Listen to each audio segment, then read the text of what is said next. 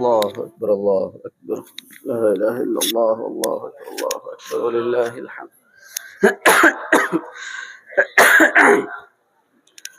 إن الحمد لله نحمده ونستعينه ونستغفره ونؤمن به ونتوكل عليه ونعوذ بالله من شرور أنفسنا ومن سيئات أعمالنا من يهده الله فلا مضل له ومن يضلل فلا هادي له وأشهد أن لا إله إلا الله وحده لا شريك له وأشهد أن محمدا عبده ورسوله أما بعد সম্মানিত মুসল্লিয়ান একরাম, অনুগ্রহ করে দয়া করে মাঠের পরিবেশ নষ্ট করবেন না।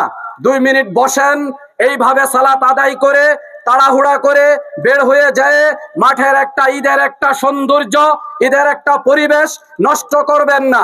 আপনি বের হয়ে যাওয়াতে বিভিন্ন লোকে চান্স পাচ্ছে, আপনি তার জন্য দায়ী। এই পরিবেশ নষ্ট করার জন্য আপনি দায়ী। গতিকে মাত্র 10 মিনিট বসেন, সৌন্দর্যের সাথে শুনেন। ঈদের খুতবা খুবই গুরুত্বপূর্ণ, যেমন সালাত গুরুত্বপূর্ণ তেমনি ঈদের খুতবা অনেক বেশি গুরুত্বপূর্ণ। বারবার অনুরোধ করছি, আপনারা এমন করে পরিবেশ নষ্ট করেন না।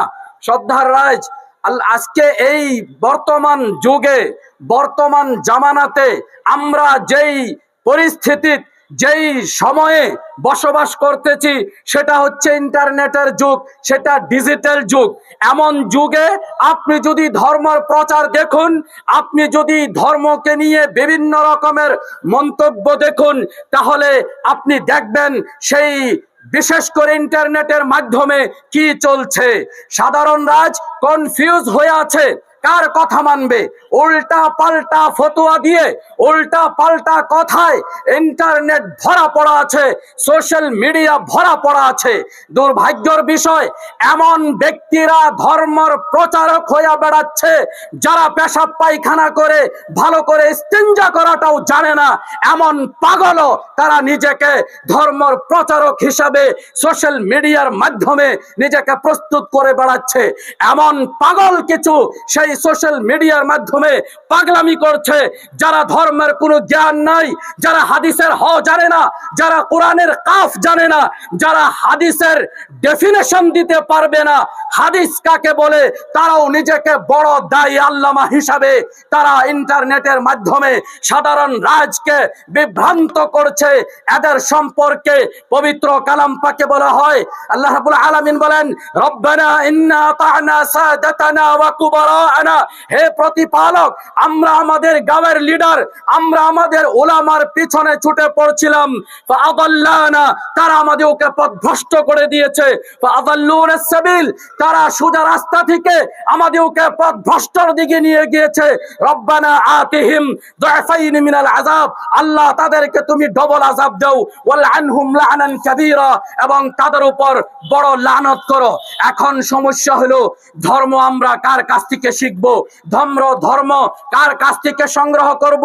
এই সংক্রান্তে আপনি যদি ইসলামকে অধ্যয়ন করেন, আপনি যদি ইসলামকে দেখুন, আন ইবনে সিরিন, মুহাম্মদ ইবনে সিরিন, তিনি বলেন, ইন্না হাযাল ইলমা দীনুন ফানজুরু আম্মান তাখুযুনা দীনাকুম, ধর্মের শিক্ষা, এই ধর্মের শিক্ষাই হয়েছে ধর্ম।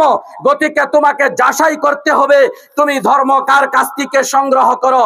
তিনি বলেন, লাম ইয়াকুনু ইয়াসআলুনা আনিল ইসনাদ, সনদ সম্পর্কে আমরা প্রমাণ সম্পর্কে জিজ্ঞাসা করতাম না, কিন্তু ফালাম্মা ওয়াকাআতিল ফিতনাহ, যখন ফিতনা হয়ে গেল, যখন উসমান রাদিয়াল্লাহু তাআলা আনহুকে শহীদ করে দেওয়া হয়, তখন আমরা বললাম সাম্মু লানা রিজালাকুম, এখন চলবে না একজন এসে বলবে মুহাম্মদ সাল্লাল্লাহু আলাইহি সাল্লাম বলেছে, চলবে না, সাম্মু লানা রিজালাকুম, কার কাছ থেকে শুনেছো, অমুক কার কাছ থেকে শুনেছে।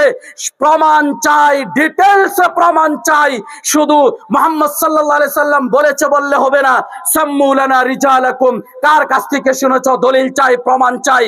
ফায়ুনজার ইলা আহলি সুন্নাহ ফায়ুখাযু হাদিসুহুম লাহুম ওয়া ইউনজার, দেখা হতো যদি সেই ব্যক্তি প্রমাণ দিতে পারত, যার কাছ থেকে শুনেছে সেই ব্যক্তি যদি আহলে সুন্নতের হতো, সেই ব্যক্তি যদি সুন্নত অনুগামী হতো, তাহলে তার কথা মেনে নেওয়া হতো, আর যদি বেদাতি হতো তার কথা মানা হতো না। ঠিক তেমনি ইমাম বুখারী রাহিমাহুল্লাহ তিনি বলেন, আমি আলী ইবনে শাকীককে বলতে শুনেছি, তিনি আব্দুল্লাহ ইবনে মুবারককে বলতে শুনেছেন যে আব্দুল্লাহ ইবনে মুবারক এমন মজলিসের মাঝে সবার সামনে তিনি বলেন, আলা রুউসিন নাস দাউ হাদিস আমর ইবনে সাবিত, আমর ইবনে সাবিতের হাদিসকে ছেড়ে দাও, নেওয়া যাবে না, ফাইন্নাহু ইয়াসুব্বুস সালাফ, সে সাহাবাগণকে গালিগালাজ করত। ঠিক তেমনি আজকের যুগে আমরা বিভিন্ন লোকের কথায়, মসজিদের ইমামের কথায়, অমুক মুফতির কথায়, অমুক আলিমের কথায় রাসূল আকরাম সাল্লাল্লাহু আলাইহি সাল্লামের সুন্নতকে ত্যাগ করে দিচ্ছি, রাসূল আকরাম সাল্লাল্লাহু আলাইহি সাল্লামের সুন্নতকে মানছি না। সেটা বিশাল একটা দুর্ভাগ্যের বিষয়, সেটা পরিতাপের বিষয়। দেখুন হাদিস পাকে কি বলে, আন ইবনে উমর قال, আব্দুল্লাহ ইবনে উমর থেকে বর্ণিত, তিনি বলেন রাসূল আকরাম সাল্লাল্লাহু আলাইহি সাল্লাম আদেশ দিয়েছেন, তিনি বলেছেন, লা তামনাউন নিসা মিনাল খুরুজ ইলাল মাসাজিদ বিল-লাইল, মহিলাগণকে তারা রাত্রেও যদি মসজিদে যেতে চায় তাদেরকে বাধা প্রদান করতে পারবে না। আব্দুল্লাহ ইবনে উমর এই হাদিস বর্ণনা করেন, মুসলিম শরীফের হাদিস। তারপর ফাকাল ইবনুল আব্দুল্লাহ ইবনে উমর, উনারই একজন ছেলে আব্দুল্লাহ ইবনে উমর বললেন, আল্লাহর রাসূল বলেছেন মহিলারা যদি রাত্রেও মসজিদে যেতে চায় তাদেরকে বাধা দেওয়া যাবে না। উনার একজন ছেলে বললেন, লা নাদউহুন্না ইয়াখরুজনা ফায়াত্তাখিযনাহু দাগালান, আমরা তো যেতে দিব না, আমরা ছেড়ে দিব না, কারণ তারা যদি যায় তাহলে ফিতনা হতে পারে। ফাযাবারাহু ইবনে উমর, আব্দুল্লাহ ইবনে উমর নিজের ছেলেকে ধমকি দিলেন, বললেন, আকুলু ক্বালা রাসূলুল্লাহ সাল্লাল্লাহু আলাইহি সাল্লাম, আমি বলছি রাসূলের আদেশ, রাসূলে বলেছে, আর তুমি বলো বাধা দিবে। খুব শক্ত করে ধমকি দিলেন।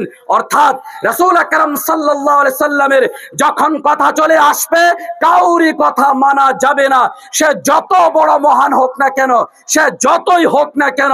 দেখুন এই সংক্রান্তে আবু বকর সিদ্দিক রাদিয়াল্লাহু তাআলা আনহু তিনি বলেন, লাস্তু তারিকান শাইআন কানা রাসূলুল্লাহ সাল্লাল্লাহু আলাইহি সাল্লাম ইয়ামালু বিহি ইল্লা আমিলতু বিহি, রাসূল আকরাম সাল্লাল্লাহু আলাইহি সাল্লাম যা করেছে প্রত্যেকটা কাজ আমি করেছি, এই ভয়ে আমি যাতে পথভ্রষ্ট না হয়ে যাই।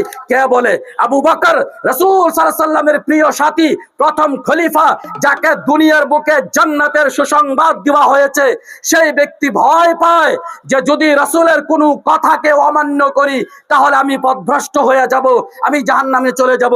আর আজকে মুসলমান একটি মাত্র শুধুমাত্র মসজিদের ইমামের কথাই, সেই মুফতির কথাই, সেই আলিমের কথাই, অমুক বুজুর্গানে দ্বীনের দোহাই দিয়ে শ নয় হাজার হাজার হাদিসকে তারা ত্যাগ করে দিচ্ছে, যেটা দুর্ভাগ্যের বিষয়।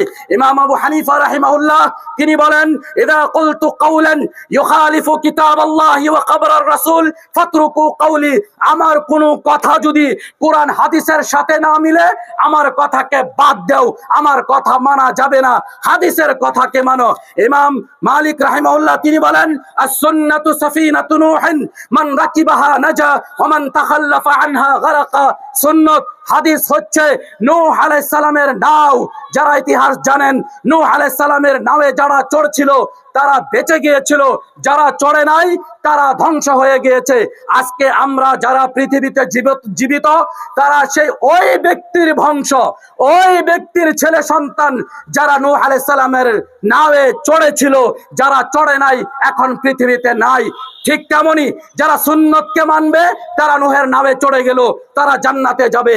আর যারা সুন্নতকে ত্যাগ করে দিল, তারা নূহ আলাইহিস সালামের নাওয়ে চড়ে নাই, তারা ধ্বংস হয়ে যাবে। ইমাম শাফিঈ বলেন, আজমাআল মুসলিমুনা আলা মান ইস্তাবানা লাহু সুন্নাহ লাম ইয়াহিল্লা লাহু আন ইয়াদআহা লিকাউলি আহাদ, যে উম্মতের একমত যখন সুন্নতের দ্বারা, হাদিসের দ্বারা স্পষ্ট হয়ে যাবে যে এটা নবীর সুন্নত, কাউরি কথার জন্য সেটাকে বাদ দেওয়া হবে না। ইমাম আহমদ ইবনে হাম্বল তিনি বলেন, লা তুকাল্লিদুনি ওয়ালা তুকাল্লিদু মালিকান, আমার তাকলিদ করবে না, মালিকের তাকলিদ করবে না, ওয়ালাল আউজাঈয়া, ইমাম আউজাঈর তাকলিদ করা যাবে না, ওয়ালাস সাওরিয়া, ইমাম সাওরির তাকলিদ করা যাবে না। ওয়াখুযু মিন হাইথু আখাযু ওইখান থেকে সংগ্রহ করো যেইখান থেকে তারা সংগ্রহ করেছে, অর্থাৎ ডাইরেক্ট কোরআন হাদিস থেকে সংগ্রহ করো। ভাইজানেরা, শুধুমাত্র দলিল খুঁজুন, দলিল দলিল দলিল আর দলিল, সেটা সেই যাচাই করুন। আজকের যুগে প্রত্যেক ভাষায় অনুবাদ হয়েছে।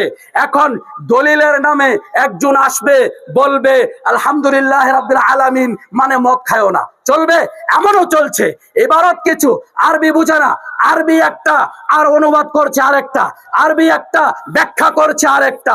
এমন করে উম্মতকে ধোঁকা দেওয়া হচ্ছে, উম্মতকে পথভ্রষ্ট করা হচ্ছে। সুন্নতকে মানুন, কোরআনকে মানুন, হাদিসকে মানুন, সাহাবাদের তরিকায় নিজের জীবন যাপন করুন। বিশেষ করে নিজের যেটা ইবাদতের জিন্দেগি, যেইগুলি ইবাদত সেগুলি সুন্নত মোতাবিক করার চেষ্টা করুন। বিদআতকে পরিত্যাগ করুন, জয়ীফ জাল হাদিসকে পরিত্যাগ করুন, সহিহ সুন্নাহকে মানার চেষ্টা করুন। নূহ আলাইহিস সালামের নামে চলার চেষ্টা করুন। সেই এক দলের অন্তর্ভুক্ত হওয়ার চেষ্টা করুন যেই দল জান্নাতি। খবরদার সেই 72টি দলের অন্তর্ভুক্ত হবেন না। আল্লাহ রাব্বুল আলামিনের কাছে দোয়া করি, আল্লাহ রাব্বুল আলামিন আমাদের সকলকে সুন্নত মানার তৌফিক দান করো। আল্লাহ রাব্বুল আলামিন আমাদের সকলকে সঠিক পথে চালায়ো। আল্লাহ রাব্বুল আলামিন যতদিন আমরা জীবিত থাকি ইসলামের উপর জীবিত রাখিও। যখন মৃত্যু হয় ঈমানের সহিত মৃত্যু দিও। আল্লাহ রাব্বুল আলামিন বিরাত থেকে অনেক দূরে রাখিও। আল্লাহ রাব্বুল আলামিন আমাদের সকলের সিয়ামকে, তারাবিকে, কোরআন তিলাওয়াতকে, যাকাতকে, সাদকাকে তুমি গ্রহণ করো। আল্লাহ, তুমি গ্রহণ না করলে আমরা ধ্বংস হয়ে যাব। রব্বানা যালামনা আনফুসানা, হে প্রতিপালক আমরা অত্যাচারী, আমরা নিজের উপর অত্যাচার করেছি।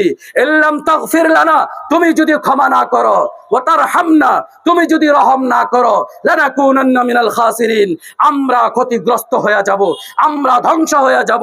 আল্লাহ, তাই তুমি আমাদেরকে ক্ষমা করো। আল্লাহ, তুমি দয়া করো। আল্লাহ, আমাদের সেই রোজাকে কবুল করো। আল্লাহ রাব্বুল আলামিন 5 ওয়াক্ত সালাত আদায় করার তৌফিক দান করো।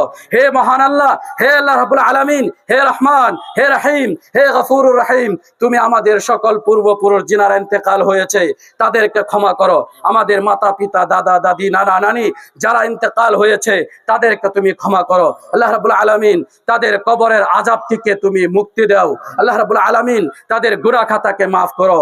আল্লাহ রাব্বুল আলামিন তাদের জন্য তুমি জান্নাতকে রেজিস্টার করাও। আল্লাহ রাব্বুল আলামিন আমাদের সকলকে নেক কাজ করার তৌফিক দান করো। আল্লাহ রাব্বুল আলামিন যারা আহলে মুহসিনিন, যাদের ইহসান, যাদের উপকার আমাদের উপর আছে, তাদেরকে তুমি উত্তম প্রতিদান দান করো। আল্লাহ রাব্বুল আলামিন এই ধর্মের খেদমত সবাইকে করার তৌফিক দান করো। আল্লাহ রাব্বুল আলামিন তুমি অবশ্যই ধর্মকে বাঁচিয়ে রাখবা, আমরা না হলেও কাউরি দ্বারা বাঁচিয়ে রাখবা। গতিকে আল্লাহ, আমরা অনুরোধ জানাচ্ছি আজকের এই মাঠের দ্বারা তুমি আমাদের দ্বারা সেই ধর্মের খেদমত নেও। আল্লাহ রাব্বুল আলামিন আমরা যতদিন জীবিত থাকি তোমার রাস্তায়, তোমার ধর্মের খেদমত যাতে করতে পারি। আল্লাহ রাব্বুল আলামিন আমাদের সকলের নেক আমলকে তুমি গ্রহণ করো। আল্লাহ রাব্বুল আলামিন ইখলাসের সহিত বিনা কোনো রিয়াকারিতে তুমি এই ধর্মের খেদমত করার তৌফিক দান করো। আল্লাহ রাব্বুল আলামিন আমাদেরকে ঈমানের সহিত মৃত্যু দিও। আমিন। আকুলু হাদা ওয়াস্তাগফিরুল্লাহ লি ওয়া লাকুম ওয়া লিসাইরিল মুসলিমিন মিন কুল্লি যামবিন ফাস্তাগফিরু ওয়া তুবু ইলাইহি ইন্নাহু হুয়াল গফুরুর রহিম। ওয়াসসালামু আলাইকুম ওয়া রাহমাতুল্লাহি ওয়া বারাকাতুহু। কুল্লু আমিন ওয়া আনতুম বিখাইর। তাকাব্বালাল্লাহু মিন্না ওয়া মিনকুম সালিহাল আ'মাল।